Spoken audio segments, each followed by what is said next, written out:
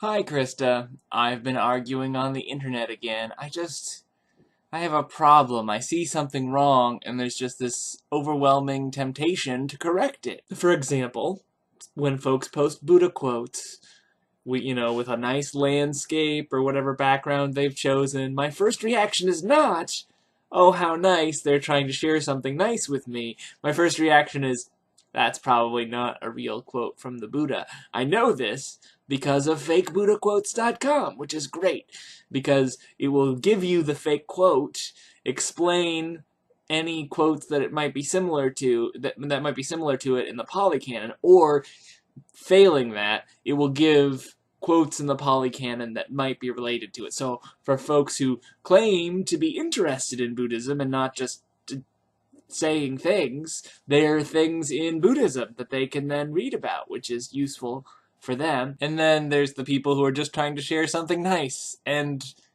it is nice to a degree, except that it's a lie.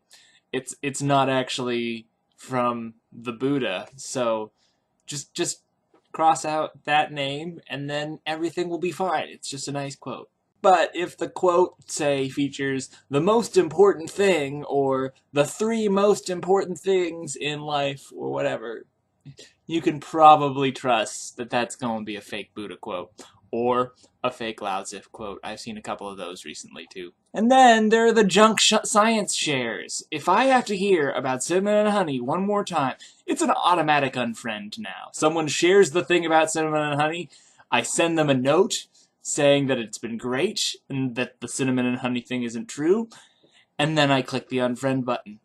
It's as easy as that. And then today I got like a list of 5 facts about why microwaves are so dangerous. I don't even care about microwaves, but I've had to have the microwave conversation so many times where I wind up defending microwaves.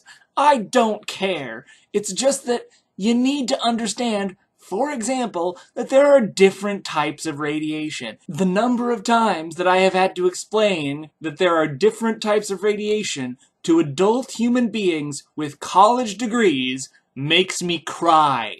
I'm crying on the inside. I forgot about the last claim, though. Number 5, the very last claim in the share photo was, hazardous changes have been found in the blood of people consuming microwaved food. It sounds like a tabloid title. It's like, I wanted to just post, like, the dihydrogen monoxide warnings, because, dihydrogen monoxide has been found in 100% of tumors. 100% of them. They could have said consuming microwaved foods is linked to dangerous changes in the blood, or is correlated with dangerous changes in the blood, or causes dangerous changes in the blood, because it's not like they're going to cite a study. There were no studies cited. There wasn't even any additional information. No notes.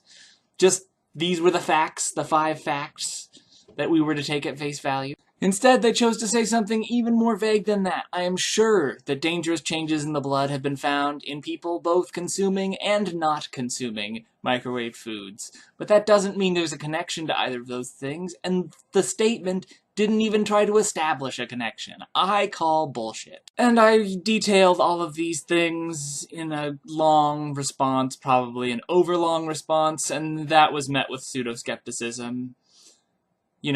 That all of my claims required proof, whereas the claims in the photo were self-evident. I just let it go.